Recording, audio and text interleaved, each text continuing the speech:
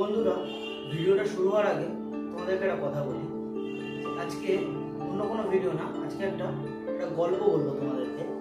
যে গল্পটা তোমাদের জীবনের সঙ্গে হয়তো অনেকটা মিল খেয়ে যাবে, বা এই গল্পটা শোনার পরে তোমাদের জীবনটা হয়তো একটু হলেও পরিবর্তন হতে পারে, বা তোমরা হয়তো নতুন কোনো পদক্ষেপও নিতে পারো। চলো তাহলে আজকে গল্পটা শুরু করি। গল্পটা ছিল একটা ক্লাসরুমে 1 থেকে 9 পর্যন্ত সংখ্যা ছিল। এবারে 1 থেকে 9 পর্যন্ত সংখ্যা ছিল, 9 ছিল সব থেকে বড়, আর সেই ক্লাসে 1 ছিল সব থেকে ছোট। 9 যেহেতু সব থেকে বড়, 9 তখন ঠিক করলো যে একটা খেলা হবে। তার নিচে যারা 8, 7, 6 রয়েছে তারা বললো, হ্যাঁ কি খেলা? 9 বললো যে আমি যেহেতু সব থেকে বড়, আমি আমার নিচে যে আছে তাকে চড় মারবো। তো এরকমই 9 যেহেতু সব থেকে বড়, 9 8কে একটা চড় মারবে। এর আগে একটা কথা বলে রাখি, সেটা হচ্ছে যেহেতু 9 বড়, 9 ক্লাসের সব থেকে বড়, তো সেই কারণের জন্য 9 সবসময় সবকিছু ডিসিশন নিজে আগে নেয়। আর এদিকে ভয় থাকতো 1, কারণ 1 সব থেকে ছোট ক্লাসের। এবারে সেরকমই 9 8কে একটা চড় মারলো। এবার 8 7কে চড় মারলো। 7 কি করলো? 7 6কে চড় মারলো। 6 মারলো 5কে চড়। 5 4কে চড় মারলো। 4 3কে মারলো।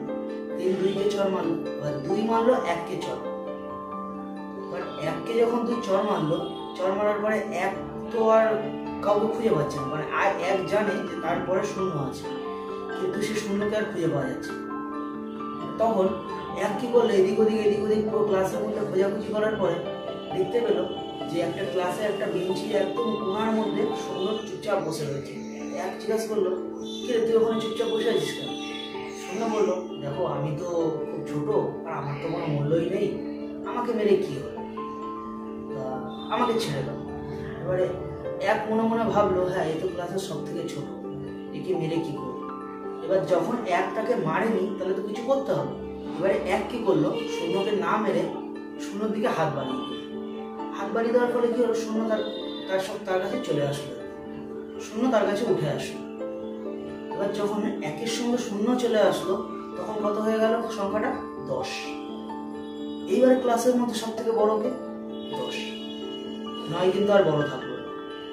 এই গল্পটা থেকে আমাদেরকে শেখায় যে জীবনে কখনো কখনো পদক্ষেপ এমন নিতে হয় যে তুমি ভাবছো ও তোমার থেকে কমজোর বা ও তোমার থেকে ছোট, তবুও তুমি যদি তাকে নিজের করে নাও, দেখবে জীবনের চলার পথটা খুব মসৃণ ও সরল হয়ে যাবে।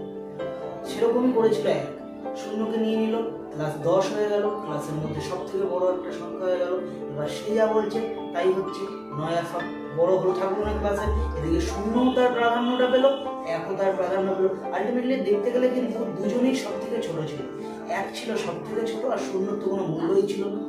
আর এখন দেখো 10কে আমরা সবাই সব থেকে বড় হিসেবে ক্লাসরুমে জানি। তো এই গল্পটা এরকমই শিক্ষা দিল আমাদেরকে যে কখনো কাউকে ছোট করে দেখো না, সবাই মূল্য আছে, সবার মূল্য, কার মূল্য কখন আসবে কেউ জানে না। তো সেই কারণে কাউকে না মেনে বা কাউকে আঘাত না করে তাকে কাছে টেনে নাও, দেখবেন জীবনে অনেক বড় কিছু করতে পারবে। তো এই ছিল গল্প। কেমন লাগলো গল্পটা বলো, ভালো লাগলে একটা লাইক করুন, চ্যানেলটাকে সাবস্ক্রাইব করুন, আর বেল আইকনটা প্রেস করে দিও, তাহলে নতুন নতুন ভিডিও তোমাদের কাছে আবার পৌঁছে যাবে।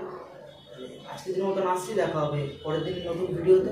ততক্ষণের জন্য ভালো থাকবে, সুস্থ থাকবে, আমার চ্যানেলের সঙ্গে সদা সর্বদা জুড়ে থাকবে।